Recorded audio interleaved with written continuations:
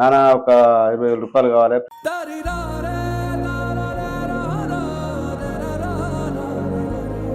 వాటికి డిస్టెన్స్ బాగా దూరం అవుతుంది నాన్న, అవి రూమ్ మార్చినాక ఫ్రిడ్జ్ అవి మోసుడు అంత ఇబ్బంది అవుతుంది.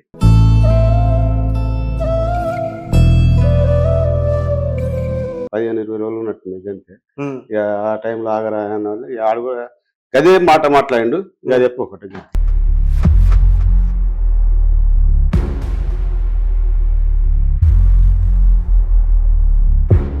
మీ మామ తెచ్చేందుకే భయపడ్డాడు.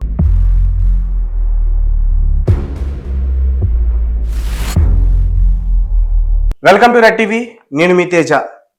మన దగ్గరికి ఇద్దరు దంపతులు వచ్చారు భూపాలపల్లి జయశంకర్ జిల్లా దగ్గర నుంచి.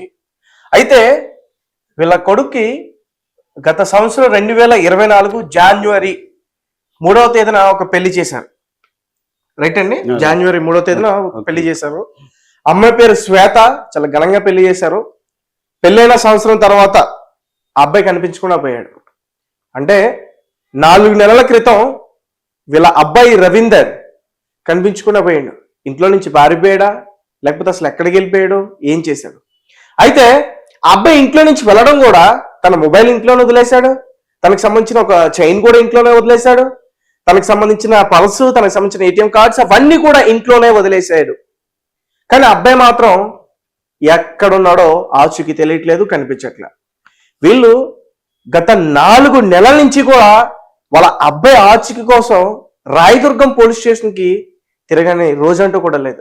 ఇప్పటికీ కూడా సరిగ్గా రెస్పాండ్ అవ్వట్లే. ఇంకొక విషయం ఏంటంటే, ఈ అబ్బాయికి ఎవరైతే వైఫ్ ఉన్నారో శ్వేత 2 times ఆమె అబార్షన్ చేయించుకుంది.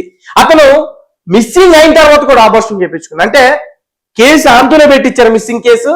ఆ టైం కూడా ఆమె ప్రెగ్నెంట్ గా ఉంది. కేసు పెట్టిన తర్వాత కూడా ఆమె అబార్షన్ చేయించుకుంది. ఒకసారి వాళ్ళతో మాట్లాడదాం, పూర్తి విషయాలని కూడా తెలుసుకుని ప్రయత్నించేద్దాం. సార్ చెప్పండి, అసలు ఏంటి, ఏం జరిగింది? ఆ అమ్మాయికి మీ అబ్బాయికి ఏమన్నా విభేదాలు ఉన్నాయా? ఈరోజు మీ అబ్బాయి కనిపించట్లేదు, మీ కోడల పైన మీకు చాలా అనుమానాలు ఉన్నాయి. అసలు ఏంటి వాటన్నిటి గురించి కూడా మీరు చెప్పండి. ఇక్కడ చేసేది మన అపోలో ఫార్మసీలో జాబ్ చేస్తాడు. ఆయన ఉండేది మణికొండల. మంచిగానే ఉంటాడు అనుకున్నాం మేము. అయితే ఒక్క రోజు ఏమైందంటే, ఈ అమ్మాయి వాళ్ళ బాబాయిది పెళ్లికి ఆయన మా ఎప్పుడు వచ్చిండు, కార్డు ఇచ్చిండు. అమ్మాయి బాపతి బంగారం మా ఇంటికి ఉండే అన్నట్టు. పెళ్లిలకు బంగారం కావాలి కదా, ఈ బంగారం కొంచెం కొంచెం అంటే నేను కొంచెం అబ్బాయి ఎక్కడ పోతాను అవుతుంది. కాదు, నువ్వే పట్టుకురా అంటే నీకు ఎక్కడ దాకా అంటే ఆయన వెళ్ళిపోయిండు. కార్డు ఇచ్చిండు, వెళ్ళిపోయిండు. భార్య మా కొడుకు ఫోన్ చేసిండు, రేపు పెంచడానికి ఫోన్ చేసి బంగారం పట్టుకురావా అంటే అంటే రా పట్టుకురా అన్న వాళ్ళ ఈమె కూడా ఉండే పోరాదు మరి ఎంతగానో ఉంటాడు అన్న వాళ్ళ నేను మంచిర్యాల లక్ష పెట్టుకు వెళ్ళిపోయిన మంచిర్యాల దగ్గర. వెళ్ళిపోయి బంగారం తీసి ఇచ్చి బంగారం లేకపోతే ఇప్పుడు నేను పండుకుంటా, బస్సులో పండుకుంటా తప్పని వేయింది అనుకో, నిద్ర వేయిందంటే నాకు కూడా పెద్ద సరికైన కదా. మీ మామ తెచ్చేందుకే భయపడ్డాడు. నన్ను కూడా తెచ్చుకోరా, ఎందుకు అంత అవసరం లేకుంటే విలువ ఉండదు, మనకు అన్నం గిట్లా పెట్టరారా అని అన్నాను. అది కదా నాన్న, గొడవలు అవుతాను ఇంట్లో, కొద్దిగా ప్రవర్తన వేరే ఉన్నది, బిహార్ వేరే ఉన్నది అని అన్న వాళ్ళ. అయితే నువ్వు ఇప్పుడు ఏమనకు, ఉగాది పండుగ వస్తుంది కదా, వాళ్ళను మనలను మాట్లాడి వాళ్ళు 4 మన 4 కూర్చున్నాయి. నీకు ఇష్టమైతే ఉంచుదాం, లేకుంటే ఏదన్నట్టుగా నేను చేసిన అనుకున్నావు అన్నట్టు, నీకు నచ్చుతానని అనుకున్నా. సపరేట్గానే ఇంటికి వెళ్ళి వచ్చిన, నేను ఇంటికి వెళ్ళి వచ్చిన. నేను కూడా పోతా అన్నాడు. నువ్వెందుకు పోతావు అంటే, ఆయన తీసుకుపోవాలంటే అత్తనో తీసుకపోతే లేకపోతే లేదు, అడిగినైతే అడుగుతా అన్నాడు. మరి అడిగిన అడగలేదు. కానీ తర్వాత ఒక గంట 2 గంటల తర్వాత నేను భూపాలపల్లికి ఇక్కడికి వచ్చినాక ఫోన్ చేసిన, తీసుకుపోతున్నారు అంటే నేను ఒక్కనే పోతాను అన్నాడు. సరే మరి ఇష్టం అన్నాక 5-6 రోజులకు ఇట్లా వినట్టున్నది. పెళ్లి అయినాక 5-6 రోజులకు పోయింది, వారం రోజులకు పోయింది. ఆయన 26 తారీఖు నుంచి డ్యూటీ పోతాడు. లెటర్ పంపించారు మాకు, లెటర్ వచ్చింది. అది నుంచి లెటర్ వచ్చింది, 26 తారీఖు నుంచి మీ కొడుకు డ్యూటీకి వస్తలేదు ఆయన చెప్పింది అన్నట్టు. ఈమె ఆ రోజు నుంచి లొల్లి రైతాయి. లొల్లి అయిన వాళ్ళు ఈయన ఏం చేసిండు, చెత్త పట్టుకొని పోయే రోజు నాకు ఫోన్ చేసిండు. ఒక 2-3 నిమిషాల ముందు ఫోన్ చేసిండు. నాన్న ఒక 20,000 రూపాయలు కావాలి, ఫ్రిడ్జ్ కొందా అంటే, ఫ్రిడ్జ్ టీవీ కూడా కొందా నా మనసు అనుకున్నా. ఫ్రిడ్జ్ అంతమంది కొనిస్తా అంటే నేను వాటికి డిస్టెన్స్ బాగా దూరం అవుతుంది నాన్న, అవి రూమ్ మార్చినాక ఫ్రిడ్జ్ అవి మోసుడు అంత ఇబ్బంది అవుతాయి అని చెప్పిన వాళ్ళు. సరే మంచి అట్లా అన్న వాళ్ళే మళ్ళీ అక్కడనే ఫిక్స్ అయ్యి ఆడనే ఉంటాడు అన్నాడు, మణికొండలనే ఉంటాడు. సరే మంచిది కొనిస్తా అని అనుకున్నా. అనుకున్న వాళ్ళే ఎట్లున్నారో మరి ఎట్లుంటారా అని అన్న. గట్టే ఉంటారు అని అన్నారు. మరి అట్టే ఉండు ఇక 4 అయిపోయింది దగ్గర పడ్డట్టు ఉగాది పండుగ కూడా అంత 15-20 రోజులు ఉన్నట్టుంది అంతే. ఇక ఆ టైంలో ఆగరా అన్న వాళ్ళు ఆడు కూడా గదే మాట మాట్లాడిండు. గదే ఒకటి లాస్ట్ మాట గదే లాస్ట్ మాట. అంత విక్కిరిగా నాకు ఏం లేదు కానీ ఇంకా మారుతాం నాన్న మాట్లాడిండు. అక్కడి నుంచి కూడా మీ అబ్బాయితో మళ్ళీ ఒకసారి మీరు మళ్ళీ మాట్లాడలేదు. ఎవరు ఫోన్ చేసి చెప్పారు మీకు అబ్బాయి కనిపించట్లేదని? మా కోడలు అయితే 11 గంటలకి ఇంటికి వెళ్ళిండట. నాకు ఫోన్ చేసినాక వెళ్ళిండట. ఆ చెత్త పట్టుకుని వెళ్ళిండట. వెళ్ళినాక చెత్త పడేయడానికి వెళ్ళిండ. చెత్త పడేయడానికి వెళ్ళిండ. చాలా విచిత్రంగా ఉంది. చెత్త పడేయడానికి వెళ్ళిన వ్యక్తి మిస్ అయిపోయాడు. చెత్త పడేయడానికి వెళ్ళి సంచి కూడా ఉండదు. నేను డ్యూటీకి పోయిందంటది. ఆ చెత్త పట్టుకొని పోయిండు. చెత్త పట్టుకొని పోయినాక అర్ధ గంటకు ఫోన్ చేస్తాడట మా కొడుకు. ఆ కొడుకు స్విచ్ ఆఫ్ అవుతాడు. స్విచ్ ఆఫ్ వచ్చినాక మళ్ళీ ఏమున్నది ఆ నుంచి వాళ్ళ డాడీ ఫోన్ చేస్తారు. 1 గంట అర్ధ గంట వాళ్ళ డాడీ ఫోన్ చేస్తారు. మీ అల్లుడు ఫోన్ చేస్తే నాన్న అలాగే చేస్తారు. ఆయనకు 2-2:30కు ఆయన ఫోన్ చేస్తారు అన్నట్టు. ఫోన్ చేసిన వాళ్ళే నేను మా వాళ్ళకు ఫోన్ చేసి ఇట్లా వాళ్ళ వేరే వాళ్ళు బయట ఎక్కించుకొని కూలిపోయింది అన్నట్టు. వ్యవసాయం పనికి కూలిపోయింది. ఇద్దరం కలిసి నాకు డౌట్ వచ్చింది కదా ఇక్కడ లొల్లి అయిందని అక్కడ మంచిగా చెప్పి ఇక్కడ కూడా అడిగిన రోజు కూడా కొద్దిగా ప్రవర్తన కఠినం లేదు నాన్న అని చెప్పిండు కదా. అందుకని డౌట్ వచ్చి వేరే అయితేనో లైట్ గా తీసుకుంటూ వాడు చెప్పకపోతే నేను లైట్ గా తీసుకుంటా మంచిగానే ఉంటాడు. ఇవాళ అక్కడ స్విచ్ ఆఫ్ అయినంత మాత్రం ఉరకాలన్న రూల్ లేదు కదా. ఇవాళ ఒక్కరోజు చూడాలన్న ఆలోచన కొద్ది ఉంటూ మీరు చెప్పింది కాబట్టి నాకు అటాగుట్టిన మొత్తం ఇద్దరం కలిసి పోతాను. వాళ్ళకి ఫోన్ చేసిన హనుమకొండ బస్ స్టాండ్ లో ఉండాలంటే ఆయన హనుమకొండ బస్ స్టాండ్ లో కలిసి మొత్తం ఇంటికి వారికి ఇంట్లో చిందరవందరగా ఉన్నాయి మొత్తం టోటల్. ఒక అల్లరి వాతావరణం జరిగింది ఉన్నది. ఆమె ఈరబోసుకొని మంచంలో ఇట్లా కూర్చుంటాడు. అంత తల విరబోసుకొని కూర్చున్నది అట్నే కూర్చున్నది అన్నట్టు. వంటలు టిఫిన్ చేసిన టిఫిన్ తీపోయింది అని చెప్తానట్టు. టిఫిన్ ఆ బోళ్ళు అది ఏంటో సింక్ ఉంటుంది చూసినా ఆ సింకులనే ఉన్నాయి. అదే మా వదిన అనటం హైదరాబాద్ లో ఉంటది. ఆ తెల్లారి వచ్చింది. ఆ తెల్లారి వచ్చి మొత్తం ఆమె గడిగి ఆమె అన్నం గిట్లా మా వదినే అంటి పెట్టింది మాకు. అసలు సిచ్యువేషన్ ఉన్నది అక్కడ మొత్తం టోటల్ గా. ఆమె ఏదో మావన్ని ముందు ఎందుకు అపోజిషన్ చేయించుకుని మీ గొడవలు ముందు ఏదో అయితే మీ అనుకున్నాం కాదు. ఏమన్నా బీపీ తక్కువ ఏదైనా ఉండవా బీపీ ఎక్కువ షుగర్ ఇలాంటివి కొన్ని ఉంటాయి కదా అని మేము కూడా బాగా పట్టించుకోలేదు. మేము కూడా ఏంటంటే ఎందుకంత అవసరం ఇంటికి రారి అన్నది. చెప్పండి హాస్పిటల్ కాదు ఇంటికి వచ్చినాక వస్తారా అన్నారు. అట్లా ఇప్పుడు అవన్నీ ఇప్పుడు రాడు అని ఖచ్చితంగా చెప్తాను. రాడు నా సంగతి ఏంది చెప్పురు అని 4 ఆయన తీసుకొని వచ్చింది. రాడు అనే సంగతి ఏందన్నా అమెరికా అమ్మాయిని పట్టుకొని పోయిందండి. అంతలోనే మా అల్లుడు వచ్చిండు. మా అల్లుడు వచ్చి ఆమెకు ఫోన్ చేసిండు. ఫోన్ చేసి ఆమె మీద కేసు వేయాలంటున్నావాట నువ్వు ఆయనతో అని ఆమె ఫోన్ చేసిన ఆమె మంచిగా మాట్లాడింది. ఎందుకు నా మీద డౌట్ వస్తుంది అన్నయ్య నాతో ఎందుకు వస్తాడు నీకు అత్త ఎందుకు మాట్లాడుతాను అని ఆమె మంచిగా మాట్లాడింది. మాట్లాడితే కేసు లేదు ఏం లేదు.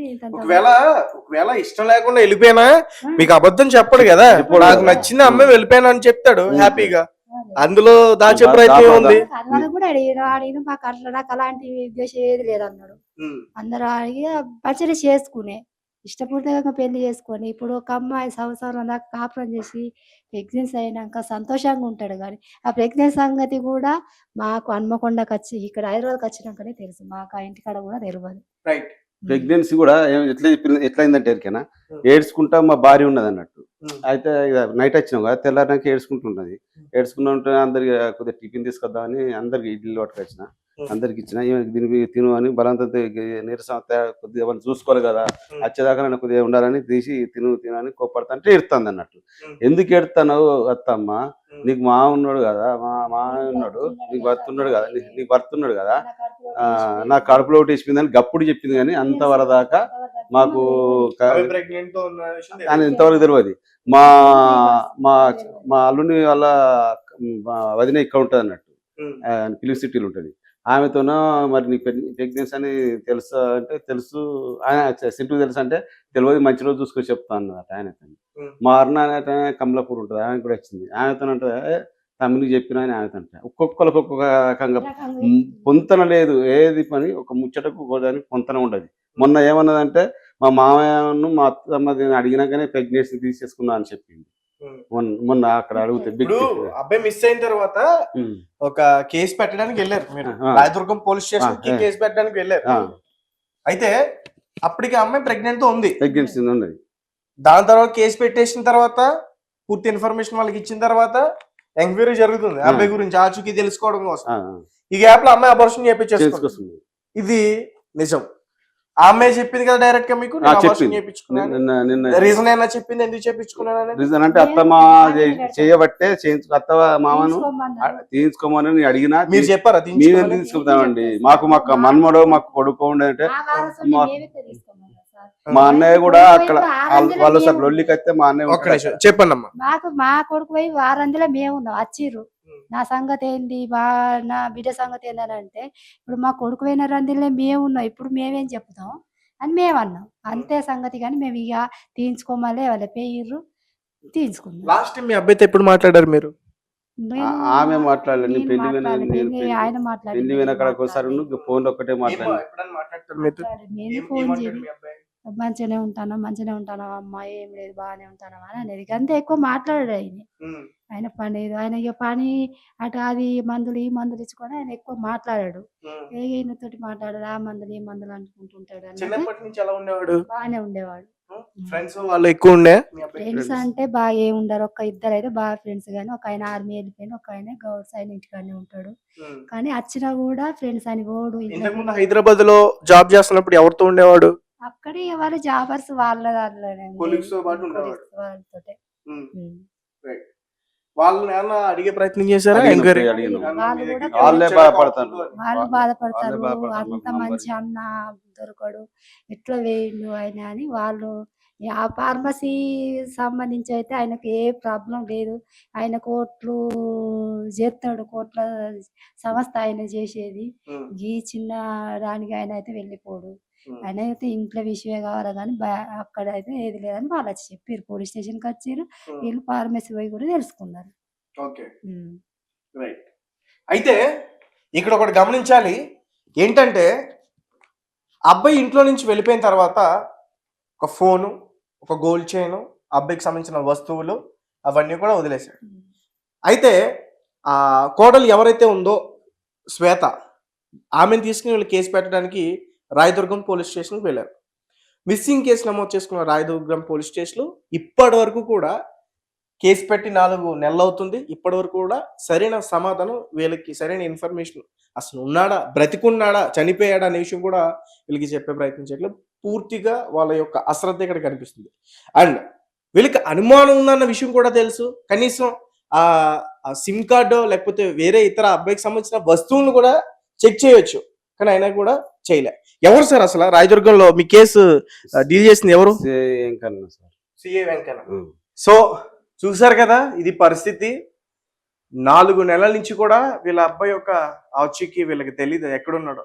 నిజానికి వాళ్ళ తల్లిదండ్రులకి ఏడవడానికి కన్నీళ్ళు కూడా రావట్లే, ఇంకిపోయినాయి. అంత దారుణమైన పొజిషన్లో ఉన్నారు వాళ్ళు. ఎందుకంటే చిన్నప్పటి నుంచి కనిపించిన అబ్బాయి, కళ్ళ ముందే పెరిగిన అబ్బాయి, ఎంతో కష్టపడి ఉద్యోగం సంపాదించి అబ్బాయికి చక్కగా వీళ్ళందరూ కూడా ఒక పెళ్లి చేసి, పెళ్ళైన తర్వాత అబ్బాయి ఇలా తప్పిపోయాడంటే, మిస్సింగ్ అయిపోయి 4 నెలలు అవుతున్న అతనికి సంబంధించిన వస్తువులు కనిపిస్తున్నాయి, కానీ అతను మాత్రం కనిపించట్లా. ఒక పక్కేమో కోడలు ఈ రకంగా చేస్తా ఉంది, అపోర్షన్స్ చేపించుకోవడం, నా పరిస్థితి ఏంటంటే వీళ్ళని మళ్ళీ తిరిగి వీళ్ళని ప్రశ్నించడం, ఇవన్నీ కూడా జరుగుతున్నాయి. అండ్ వీళ్ళు కూడా ఎందుకు రీసెంట్ గా ఈ మధ్యకి బయటకు వచ్చారంటే ఖచ్చితంగా మనం అర్థం చేసుకోవచ్చు. ఈ మధ్య జరుగుతున్న ఘటనలు అటువంటి. భార్యలు వేరే వాళ్ళతో అక్రమ సంబంధాలు పెట్టుకుంటారు, మగుడిని పూర్తిగా ఏదో రకంగా తొలగించుకోవాలని చంపేస్తున్నారు, పాతి పెట్టేస్తున్నారు, గోతుల్లో నాటులో వేసేస్తున్నారు, లోయలో తోసేస్తున్నారు. ఇటువంటి అన్నీ కూడా జరుగుతున్నాయి. కాబట్టి ఈ కేసుని ఖచ్చితంగా ఇక్కడ రాయదుర్గం పోలీస్ స్టేషన్ వారు ఖచ్చితంగా ఈ కేసుని పట్టించుకుని ఇంకా ముందుకు తీసుకెళ్లి, ఎవరైతే వీళ్ళ కుటుంబానికి సంబంధించిన ఆ వ్యక్తి ఉన్నారో రవీంద్ర, అతని ఆచూకీ దొరికేంత వరకు కూడా పూర్తిగా తీసుకెళ్లాలని చెప్పేసి నేను ఖచ్చితంగా డిమాండ్ చేసే ప్రయత్నం చేస్తాను. సార్ చెప్పండి, ఇంకా కోడల దగ్గర నుంచి తర్వాత మీ వియ్యంకులు ఉంటారు కదా, వాళ్ళ దగ్గర నుంచి ఏమైనా వేధింపులు ఉన్నాయా మీకు? చెప్పండి ధైర్యంగా, భయపడొద్దు. వేధింపులు అని ఏమి లేదు, ఏం లేదు. ఇప్పుడు అంటారు నేను నీవినా, నీ అల్లునివినా, నీ భార్య వినా, మొత్తం అందరినీ బిడ్డ అందరి వినా కేసులు పెడతాను. ఇప్పుడు ఎందుకు పెడతారంట? మేమే దాచినామాట, మా కొడుకుని మేము దాచి, మీ కొడుకుని మీరు దాచినామని పెడతాడు. 2 రోజుల దాకా ఆడతారో ఆడూరి, మీరు ఏం చేస్తారో చూస్తాం మీ సంగతి అని మాట్లాడతారు. మీ కొడుకుని మీరు దాబెట్టుకుని అది ఏమో ఆయన. అయితే ఏంటంటే వాళ్ళు అమెరికా అమ్మాయి ఆయన అయితే ఆయనకు చేస్తాను అన్నట్టుగా దాసిరు అన్నట్టుగా మాట్లాడతాను. అన్ని ఏదోటి ఉల్టా చుట్టేసుడే కానీ ఒకటి నిజం కాదు. ఒకదానికి ఒకటి పొంతనే ఉండదు వాళ్ళు చెప్పేదానికి. ఏది మీరు ఇమ్మని చెప్పబోయారా? ఒకవేళ అది నిజమో అబద్ధమో పోలీసులే చూసుకుంటారు కదా. అబద్ధం అయితే పోలీస్ స్టేషన్ లో ప్రూవ్ అవుతుంది కదా. పోలీస్ స్టేషన్ లో ఎవరైనా అమ్మాయి అట్లా ఇస్తున్నారంటే ఒక అమ్మాయి అయితే క్లోజ్ ఉండేదంటే ఏమన్నది కదా మా కోడలు, మా రూమ్ కూడా వచ్చింది, వారం రోజులు మాతోటి ఉన్నది, మేము ఆమెతోటి రోజు భార్య భర్తలము అని చెప్పింది. మళ్ళీ మా ఇంటికి వచ్చి సెల్ పట్టుకొని పోయింది. సెల్ ఉంది ఇంటికి పట్టుకొని పోయి వాట్సాప్ ఓపెన్ చేయించిందట. చేయించి ఆ ఫోటోలు మరి ఏమి డిలీట్ చేసింది తెలియదు. ఆ అమ్మాయి అమెరికా అమ్మాయి ఆయన డిలీట్ చేసింది. ఆ అమ్మాయి ఫోటోలు డిలీట్ చేసిండు. ఆమెను పట్టుకొని పోయిండు అని ఇంటి మీదకి వచ్చి నా సంగతి ఏంది రాడు వచ్చినని పట్టించుకోడు, ఇక అమ్మాయినే పాడు, నా సంగతి ఏంది చెప్పురా అని ఆ ఇంటికి వచ్చి వాదిస్తారు. మీరేం చేద్దాం అనుకుంటున్నారు? మీరు చేసే ప్రయత్నం ఏంటి? మీరు అసలు మీరు ఎవరిని కలుద్దాం అనుకున్నారు? హైదరాబాద్ వచ్చారు, మీరు చేసే ప్రయత్నం ఏంటి? పోలీసు వాళ్ళని వాళ్ళ కలిపి నాకు న్యాయం చేయాలి, నాకు కొడుకుని నాకు దొరకబట్టేయాలని. కొడుకు అయినా మంచిది, సేవ అయినా మంచిది. ఉంటునో మనిషిని దొరకబట్టేయాలి, లేకుంటే ఆ సేవ ఉన్న సేవతో మేమన్నా పోతాం. మాకున్నాడు ఒక్కడు సార్, ఒక్క ఆయనను మేము దాచుకొని మేము ఇదంతా చేసుకోవాల్సిన అవసరం ఏమున్నది? కష్టపడి రాత్రి పగలని కష్టపడకుండా సంపాదించి సాదుకున్నాం ఆయనని, ఇంతవరకు చేసినాం. ఇప్పుడు దాచుకొని ఆ అమ్మాయిని అన్యాయం చేయాల్సిన అవసరం ఏముంది? మాకు బిడ్డ ఉన్నది కదా, మాకు ఆడబిడ్డ ఉన్నది. మీకు అట్లా ఆమెకు అన్యాయం చేద్దాం అనుకుంటే మాకు కూడా అన్యాయం అవుతుంది కదా. నేను నా బిడ్డను పక్క పెట్టి ఆమె నా బిడ్డ అనుకున్నా. నేను అంత గారాభంగా చూసుకున్నా. నేను అన్నాకనే కడుపు దించుకున్నాకనే మాకు ఇవన్నీ డౌట్స్. అబార్షన్ చేయించుకునే ముందు మీకు అసలు ఎటువంటి తన మీద సందేహాలు లేవు, అనుమానాలు లేవు. ఎప్పుడైతే అబార్షన్ చేయించుకుందో దాని తర్వాత జరుగుతున్న బయట అవన్నీ కూడా లొల్లులు అయితే ఉంటాయి, పోతూనే ఉంటాయి కదా. ఇక మరి ఇప్పుడు భార్య భర్త అనేటోళ్ళు కన్నుకున్న వాళ్ళు గుద్దుకున్న వాళ్ళకి చిన్న చిన్న లొల్లులు అయితేనే అంటే మనం కూడా పెద్ద దీన్ని బయటకు గుంజాది. ఇంట్లో విలువ ఇంట్లోది బయట పడేస్తే విలువ అవుతుంది, వెళ్తే గలీజ్గా ఉంటుంది అన్న దృష్టి కొద్ది ఇన్ని రోజులు దాకా పట్టినా కానీ ఇక కూడా ఇదే చెప్పుగా తప్పదని ఇప్పుడు చెప్తాను అన్నట్టుగా. తప్పదు కదా సత్య వచ్చినప్పుడు. అంతే. మీ కోడలు మాట్లాడుతుందా ఇప్పుడు? ఫోన్ చేస్తే లిఫ్ట్ చేస్తుందా? అసలు మీ ఫోన్? నా ఫోన్ అసలు ఎవరి ఫోన్? మీ మావయ్య గారి నెంబర్ ఉంటే ఇవ్వండి, ఫోన్ చేస్తా, చూద్దాం, మాట్లాడదాం. అసలు వాళ్ళ ఉద్దేశం ఏంటి, వాళ్ళు ఏం చేయాలనుకుంటున్నారు? సార్ చేసిండు, చాలా సార్లు చేసిండు. వీళ్ళ కొడుకు ఎక్కడున్నాడో ఆచూకీ, భర్త ఎక్కడున్నాడో ఆచూకీ ఇప్పటి వరకు తెలీదు. మిస్సింగ్ అయ్యాడు అతను ఏమైపోయాడో తెలియదు, ఉన్నాడో ప్రాణాలతో ఉన్నాడో పోయాడో కూడా తెలీదు. నా పరిస్థితి ఏంటి అంటే అడుగుతుందంట కోడల పిల్ల. నా పరిస్థితి ఏంటి ఇప్పుడు, మీరు ఏం చేయాలనుకుంటున్నారు నాకు అని చెప్పేసి అడుగుతుందంట. అసలు ఏమనాలని ఫోన్ ఎత్తట్లే ఎవరో కూడా. కనీసం ఈ ఇష్యూలో పోలీసుల వలన వీళ్ళ గురించి పట్టించుకోవాల్సిన అవసరం ఉంది. ఎందుకంటే భూపాల్ శంకర్ పిల్ల అంటే చాలా దూరం. అక్కడి నుంచి వచ్చారు వీళ్ళిద్దరు కూడా. ఇక్కడ సిటీలో వీళ్ళకి ఎలా ఉండాలి, ఎక్కడ ఉండాలి, ఎవరికి వెళ్ళి చెప్పుకోవాలి, అవేమీ కూడా పూర్తిగా తెలియదు. అయినా సరే ఇలా ఛానల్ చుట్టూ తిరుగుతూ ఒకరిని అడిగి ఇంకొక అడ్రస్ తెలుసుకుంటూ వీళ్ళకు జరిగిన అన్యాయాన్ని అంతా కూడా వివరించే ప్రయత్నం చేస్తున్నారు. కానీ పోలీసులు మాత్రం ఎక్కడ కూడా పట్టించుకోవట్లేదు. ఒకసారి ఆలోచించండి. అసలు 4 నెలలు అయిపోయింది. కన్న బిడ్డ, ఆ తల్లి బాధ ఎంత వేదన అనుభవిస్తుంది, కన్న తండ్రి ఎంత బాధను అనుభవిస్తున్నాడు చూడండి ఒకసారి. అతను ఏమడుగుతున్నాడంటే, కనీసం అతను చచ్చిపోతే లేదంటే చంపేసిన అతని శవాన్నైనా సరే మాకు ఇవ్వండి అడుగుతున్నాడంటే ఒకసారి అర్థం చేసుకోవాలి మనం ఎంత దారుణమైన సిచ్యువేషన్ అక్కడ ఇదైందనేది. కానీ ఎవరు కూడా రెస్పాండ్ కావట్లే, వీళ్ళ ఫ్యామిలీ మెంబర్స్ రెస్పాండ్ కావట్లే. అసలు ఏ ఆడపిల్లైనా సరే తన భర్త మిస్సింగ్ అయినప్పుడు ఒకవేళ నిజంగానే అతనికి పారిపోయే ఉద్దేశం ఉంటే గనక అతను ఫోన్ ఎందుకు ఉంచుతాడు, సిమ్ ఎందుకు ఇరగొడతాడు, ఏటీఎంస్ ఎందుకు ఉంచుకోండి? కనీసం అతను యుఎస్ వెళ్ళాలని అతనికి డబ్బులు అవసరం కదా, యుఎస్ వెళ్ళాలని అతను పాస్పోర్ట్ అవసరం కదా. ఒకవేళ అదే నిజమైతే పోలీసులు కంప్లైంట్ ఇస్తే వాళ్ళు ఎంక్వైరీ చేస్తారు కదా, నిజంగానే యుఎస్ ఒక అమ్మాయి దగ్గరికి పారిపోయాడు అనేది. ఇవేమీ లేవు. కానీ ఈమెకు మాత్రం అబార్షన్ చేయించుకుంది. నా పరిస్థితి ఏంటి అని వీళ్ళని అడుగుతుంది. ఇప్పుడు నా గతి ఏంటి, నన్ను ఏం చేయమంటారు? పైగా ఆమె ఏం చెప్తుంది, నా భర్త తిరిగి రాడు అనేది మీకు చెప్పేస్తుంది డైరెక్ట్ గా. రాడు నా సంగతి ఏంటి, రాడు. ఇంత డైరెక్ట్ గా అడుగుతుంది ఈమె. అతను రాడు అని చెప్పేస్తుంది ఈమె. శ్వేత, ఖచ్చితంగా నువ్వు ఈ వీడియో చూస్తావు. మేము ఖచ్చితంగా దీన్ని పోలీసుల దృష్టికి తీసుకెళ్లే ప్రయత్నం చేస్తాం. నిన్ను, మీ నాన్నగారిని, అలాగే నీతో పాటు ఎవరైతే సహకరించారో వాళ్ళందరినీ కూడా మీకు ఖచ్చితంగా పోలీసుల అదుపులోకి తీసుకునేటట్టుగా చేస్తాం. మీరు వచ్చి మాట్లాడతారా జరిగిన సిచ్యువేషన్ గురించి, లేదంటే మాత్రం దీన్ని చాలా హయ్యర్ అధికారులతో మాత్రం ఖచ్చితంగా దీని గురించి పూర్తిగా దర్యాప్తు చేసే అవకాశం ఉంటుంది. ఒకవేళ నువ్వు ఏదైనా కుట్ర పన్నినా, ఏదన్నా ఇది చేసినా, ఎక్కడ దాక్కున్నా సరే, నువ్వు ఏం చేసినా ఆ ప్రతిదీ కూడా బయటకు వచ్చే అవకాశం ఉంటుంది. నీ అంతకు నువ్వు వచ్చి ఏం జరిగిందని చెప్తావా, లేదా పోలీసులు నీ దగ్గరకు వచ్చి ప్రతి ఒక్కరికి తెలిసేలాగా, నీ గురించి ప్రతి ఒక్కరికి తెలిసేలా చేయడం కరెక్ట్ అంటావా? అదే నువ్వే ఆలోచించుకో. ఇలా కోడలు శ్వేత ఎవరైతే ఉన్నారో ఆమె చేసిన ఇది చూస్తుంటే నిజానికి చాలా బాధ అనిపిస్తుంది. వాళ్ళ ఇంకా చాలా విషయాలు ఉన్నాయి. వాళ్ళ ఒక బ్యాగ్ కూడా తీసుకొచ్చారమ్మా. ఏంటమ్మా అవి? అతనికి సంబంధించిన అవన్నీ కూడా తీసుకొచ్చారు వాళ్ళు. ఒకసారి మనం చూడొచ్చు. ఇగో పాపం వాళ్ళకి ఇంకా ఏంటి, అబ్బాయి తప్పిపోయాడు. ఏం ఆధారాలు చూపించాలో తెలియక ఇదిగో అపోలోలో చేసిన ఐడి కార్డు, అతనికి సంబంధించిన ఏటీఎం కార్డు, లాస్ట్ టైం అతని దగ్గర ఉన్న అవి, అతని ఫోను, ఇవన్నీ వీళ్ళ దగ్గర పెట్టుకుని తిరుగుతూ ఉన్నారు. ఈ ఐడి కార్డు ఇవన్నీ కూడా వీళ్ళ దగ్గర పెట్టుకుని తిరుగుతూ ఉన్నారు. కనీసం పోలీసులైనా వీటిని తీసుకుని, కనీసం ఈ ఫోన్ తీసుకుని ఏదో సైబర్ డిపార్ట్మెంట్ అయినా ఇన్ఫార్మ్ చేసి, లేదంటే అమ్మాయిని అదుపులోకి తీసుకుని, అమ్మాయి ఫోన్ అయినా అదుపులోకి తీసుకుని పూర్తి కనీసం దాని గురించి ఇన్వెస్టిగేషన్ చేస్తే అసలు ఏం జరిగిందనేది బయటపడుతుంది. కానీ ఎవరు కూడా దాన్ని పూర్తి తీసుకెళ్లే ప్రయత్నం చేయట్లేదు.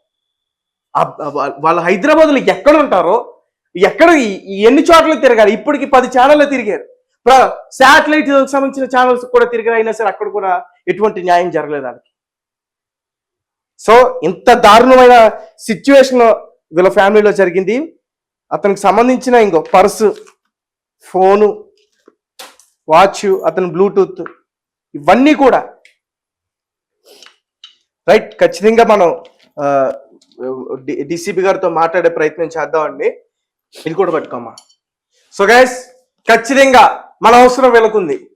ఎందుకంటే వీళ్ళకి అన్యాయం జరుగుతుంది, కళ్ళ ముందు కనిపిస్తుంది. కానీ ఎవరు కూడా ప్రభుత్వ అధికారుల ముందుకొచ్చి, పోలీసు ఆఫీసర్ల ముందుకొచ్చి వీళ్ళకి న్యాయం చేసేటట్టుగా ఎవరు కూడా వ్యవహరించట్ల. కాబట్టి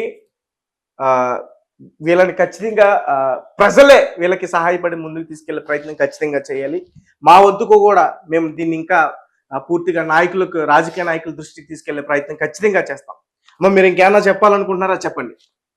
మాకు మా కొడుకు ఉన్నాడా లేడా మాకు అది తెలిస్తే చాలు సార్. మా కొడుకు ఉన్నాడా అది మాకు కావాలి. మాకు న్యాయం కావాలని మేము తిరుగుతాను. మాకు న్యాయం కావాలి. మా కొడుకు మాకు కావాలని తిరుగుతాను. రైట్, చెప్పండి అయ్యా. ఇంకంతే, నా కొడుకుని నాకు దొరకబట్టేయాలని కోరుకుంటానని. Okay, right. Thank you so much.